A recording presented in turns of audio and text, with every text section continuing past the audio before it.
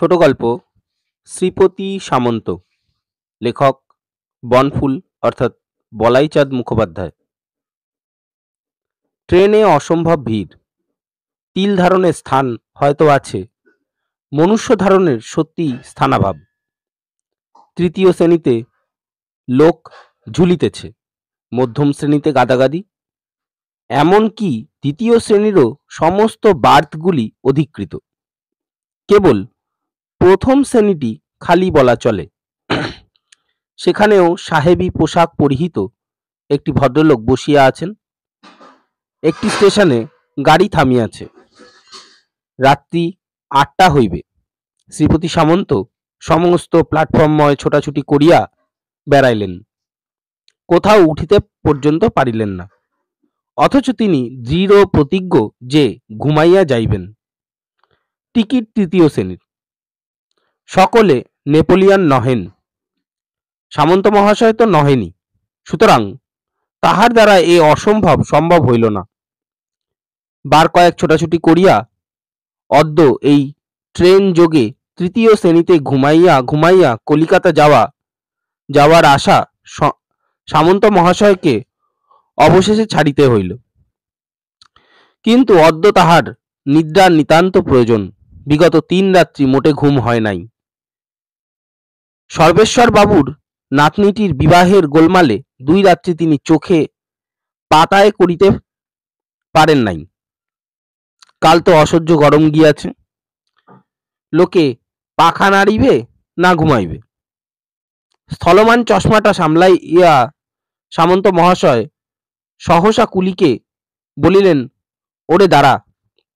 শ্রীপতি সামন্ত Napoleon নহেন, তাহা ঠিক, কিন্তু তিনি স্বর্গীয় ছিদাম সামন্তের কীর্তিমান পুত্র। যে ছিদাম সামন্তের প্রতিভার গুণগান এখনো ছেলেবুড়ো সকলেই করিয়া থাকে। শ্রীপতি সামন্ত থমকিয়া দাঁড়াইয়া গেলেন। বিদ্যুৎ চমকের মতো একটা বুদ্ধি মাথায় খেলিয়া গেল। গার্ডের সহিত কথোপকথনরত নীরদ কাপড় টুপি পরিহিত ছোটবাবুর নিকট হাত কচলাইতে কচলাইতে সামন্ত মহাশয় বলিলেন, ট্রেনে তো আজ্ঞে চড়াই দায় হুজুর, যদি অনুমতি করেন এই ১ পাশটায় আমি চড়ে পড়ি। বলিয়া সামন্ত মহাশয় প্রথম শ্রেণীর সংলগ্ন ভৃত্যের কামরাটির দিকে অঙ্গুলি নির্দেশ করিলেন। স্টেশনের ছোটবাবুটি এই নিতান্ত ভারতীয় বৃদ্ধের স্পর্ধায় প্রথমটা হতভম্ব হইয়া পরে অনুকম্পান্বিত হইলেন। ভাবিলেন, মূর্খ লোক হয়তো বুঝিতে পারে নাই, তাই বলিলেন, ওটা যে ফার্স্ট ক্লাস গো। ফার্স্ট ক্লাস চেনেন না? এতটা মূর্খ অবশ্য সামন্ত মহাশয় নহেন। তিনি বিনীতভাবে আবার বলিলেন, আজ্ঞে ওটাতে নয়, এইটের কথা আমি বলছি। এইটেতে তো গদি মদি কিছুই নাই। যদি হুজুর দয়া করেন, আমি বুড়ো মানুষ, গরিব লোক, আমার শরীরটাও খারাপ। বিশ্বাস করুন হুজুর, ৩ রাত্রির ঘুম হয় নাই। প্রথম শ্রেণীর যাত্রীটি জানলা দিয়ে মুখ বাহির করিয়াছিলেন। তাহার মুখের এক প্রান্ত হইতে একটি ধূমায়মান পাইপ ঝুলিতেছিল। সামন্ত ছোটবাবু সংবাদ তিনি উপভোগ করিতেছিলেন। সামন্ত মহাশয়ের বাহ্য দৃশ্য অবশ্য মনোহর নহে। পরনে একটি আধময়লা থান, খালি গা, পায়ে ধূলি ধূসরিত একজোড়া দেশি মুচির তৈরি চটি, চোখে তির্যকভাবে বসানো কাঁচ ফাটা চশমা, চশমার ফ্রেম নিকেলের, এবং তাহারও ডান দিকের ডান্ডাটা নাই, সেদিকে সুতা বাঁধা। সামন্ত মহাশয়ের ঘাটটি ঈষৎ বাঁকা, চক্ষু দুইটি রক্তাভ, চোখের পাতা নাই। চোখ দুইটি দেখলে কিন্তু লোকটির প্রতি শ্রদ্ধা হয়। লোম চর্ম নির্লোভ, মুখখানি বিনয় গদগদ, মাথায় টাক, বর্ণ নাতি ফর্সা কালো, হাতে থেলো হুকা। ছোটবাবু বলিলেন, এই সাহেবকে বলো, ওরই চাকরের জন্য ও কামরাটা আলাদা করা আছে। যদি উনি আপত্তি না করেন, আমার আর আপত্তি কি। প্রথম শ্রেণীর যাত্রীটি সাহেবী পোশাক পরিহিত হইলেও বাঙালি, কিন্তু মাথা নাড়াইয়া পাইপ চিবাইয়া তিনি উত্তর দিলেন, that can't be, I can't allow. সামন্ত মহাশয় করজোড়ে বলিলেন, আমিও তো হুজুরের চাকরি, চাকর ছাড়া আর কি, অনুমতি যদি করেন দয়া করে। এই বৃদ্ধের সহিত বাগ্বিতণ্ডা করিয়া সময় নষ্ট করিতে সাহেবের আর প্রবৃত্তি হইল না। তিনি পাইপ মুন্ড ভিতরে টানিয়া লইয়া ইলেকট্রিক পাখাটা ফুল ফোর্সে খুলিয়া দিলেন। ঢং ঢং করিয়া গাড়ি ছাড়িবার প্রথম ঘণ্টা হইল। সামন্ত মহাশয় অসহায়ভাবে আর একবার তৃতীয় শ্রেণীগুলির দিকে চাহিলেন।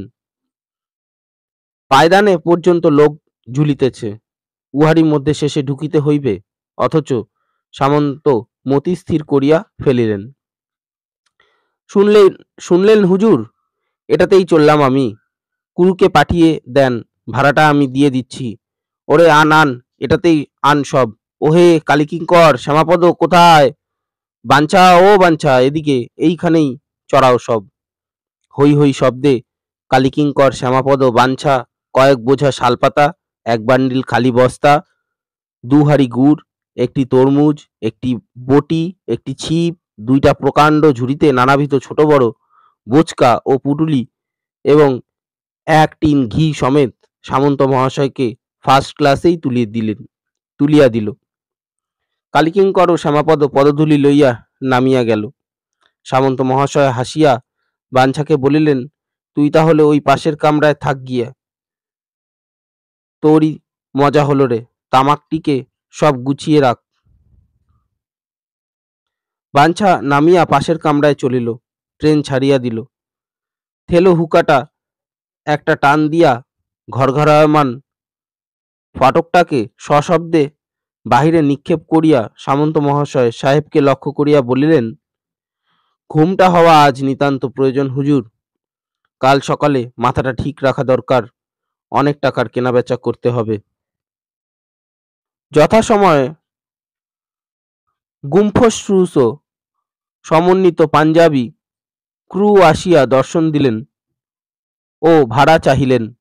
সামন্ত মহাশয় বেঞ্চির ওপর উবু হইয়া ক্রুর দিকে ঈষৎ পিছু ফিরিয়া বসিয়া কোমর হইতে এক সুদীর্ঘ গেজে বাহির করিয়া বেঞ্চির ওপর সেটি উজাড় করিয়া ঢালিলেন এবং ক্রুর নির্দেশ মতো নিজের যাবতীয় জিনিসপত্রের ভাড়া চুকাইয়া দিয়া সরসিদ গেজেটি পুনরায় কটিবদ্ধ করিলেন।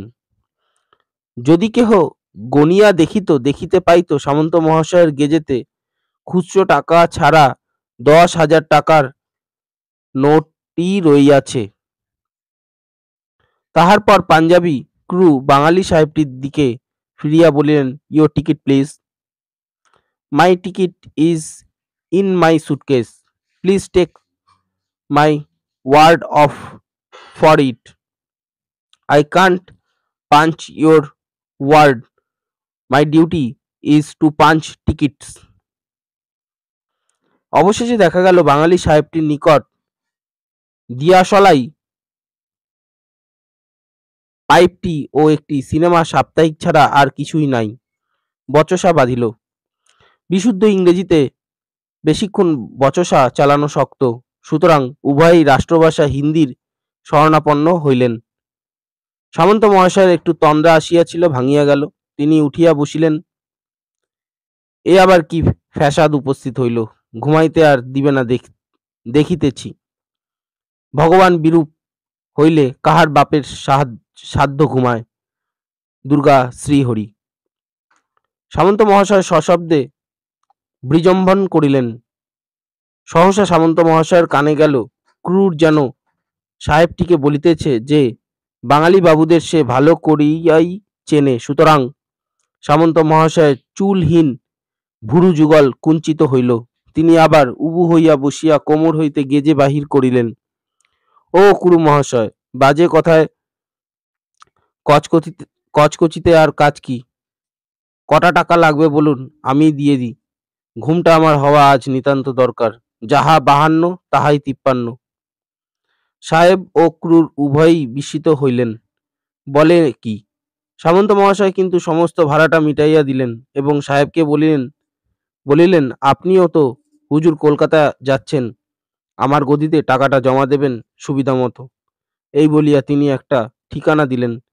তাহার পর ক্রুর দিকে ফিরাইয়া মাথা ঝাঁকিয়া সামন্ত মহাশয় রাষ্ট্রভাষায় বলিলেন, কটা বাঙালি আব দেখা হ্যায়, জাততুলকে গালাগালি দেওয়া কোনো দিসি ভদ্রতা রে বাপু।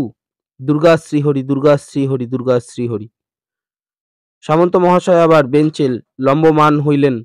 বাঙালি সাহেবটি সামন্ত মহাশয়ের গদিতে টাকাটা ফেরত দিয়েছিলেন কিনা জানি না, কিন্তু সমস্ত পথটা তিনি আর পাইপ ধরাইতে সাহস করিলেন না।